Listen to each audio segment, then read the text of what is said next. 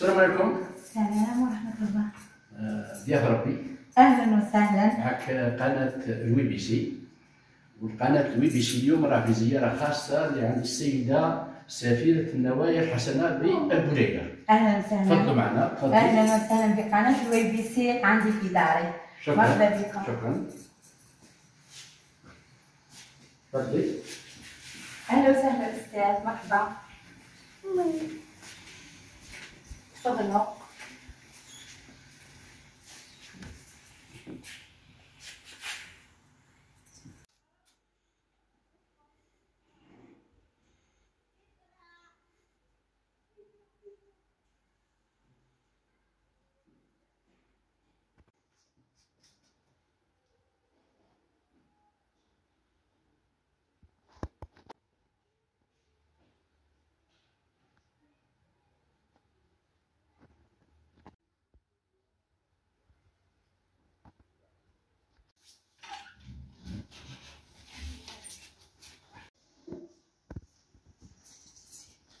رايان عنده لبس حبيت ندخلو لك.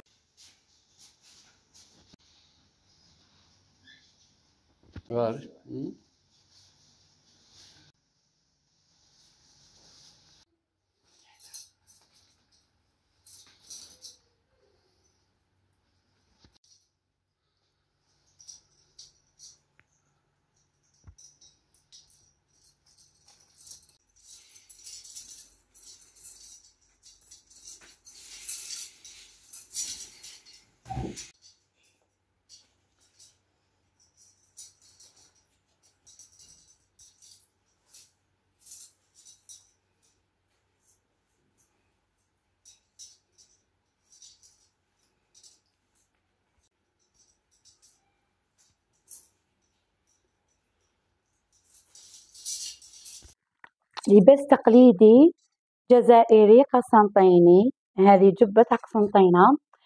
أنا كمتحجبة ضفت لمسة ديالي ودرتها هذا الحزام، درتو قصة فوق راسي باش يزيد الطبعة وقيمة اللباس اللي راني لابساتو، وزدت ضفت عليها بريطة الفتول من عادات وتقاليد جزائرية رائعة، ولباس السلطانات والأميرات في عهد الدولة العثمانية.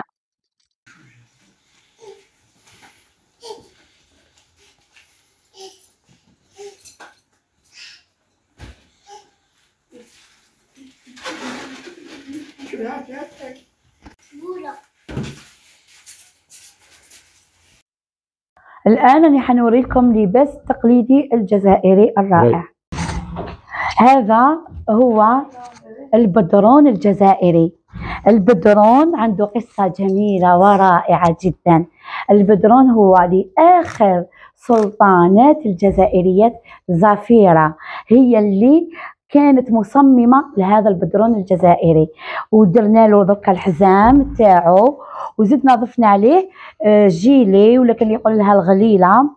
وفي زمن الصلاة في الدولة الجزائرية كانوا يخدموه بالطرز بالذهب والأحجار بالزمرد. كانت الفخامة في اللباس التقليدي الجزائري، لكن في الوقت الحالي احنا صرنا بطريقة مبدعة وطريقة جميلة جدا، لكن تاريخه عريق ويعود إلى آخر سلطانات زفيرة. جميل جدا.